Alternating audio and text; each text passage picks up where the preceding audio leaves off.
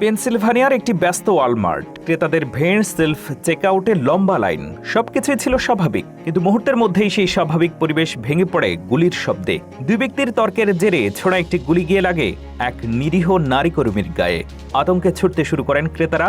চারদিকে সৃষ্টি হয় চরম বিশৃঙ্খলা।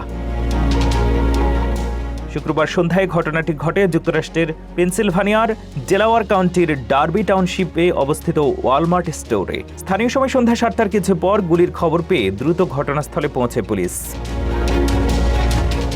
তদন্তে জানা যায়, স্টোরের সেলফ চেকআউট এলাকায় দুই ব্যক্তির মধ্যে প্রথমে কথা কাটাকাটি শুরু হয়। এক পর্যায়ে তাদের একজন কোমর থেকে আগ্নেয়াস্ত্র বের করে গুলি ছোড়ে, কিন্তু প্রতিপক্ষকে লক্ষ্য করে ছোড়া সেই গুলি লক্ষ্যভ্রষ্ট হয়ে পাশেই দায়িত্ব পালনরত এক নারী ওয়ালমার্ট কর্মীর পায়ে আঘাত করে। রক্তাক্ত অবস্থায় মাটিতে লুটিয়ে পড়েন ওই কর্মী। সহকর্মী ও উপস্থিত ক্রেতারা দ্রুত তাকে নিরাপদ স্থানে সরিয়ে নেন।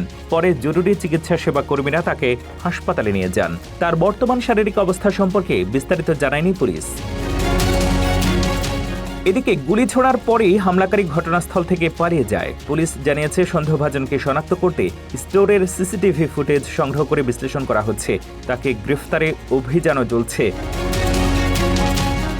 ডার্বি টাউনশিপ পুলিশের প্রধান মাইকেল সোসা বলেছেন, এটি কোনো পরিকল্পিত গণগুলিবর্ষণের ঘটনা নয়। প্রাথমিক তদন্তে ধারণা করা হচ্ছে দুই ব্যক্তির ব্যক্তিগত বিরোধ থেকেই এই সহিংসতার সূত্রপাত। তবে সেই বিরোধের বলি হতে হয়েছে সম্পূর্ণ নির্দোষ এক কর্মীকে।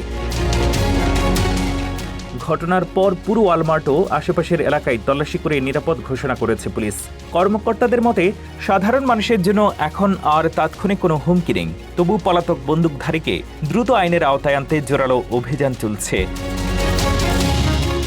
এই ঘটনা আবারও প্রশ্ন তুলেছে, সাধারণ মানুষ কি আর কর্মস্থলে বা কেনাকাটার মতো দৈনন্দিন জায়গাগুলোতেও নিরাপদ? যুক্তরাষ্ট্রের জনসমাগম স্থলে বন্দুক সহিংসতার পুনরাবৃত্তি নতুন করে নিরাপত্তা নিয়ে উদ্বেগ বাড়িয়েছে।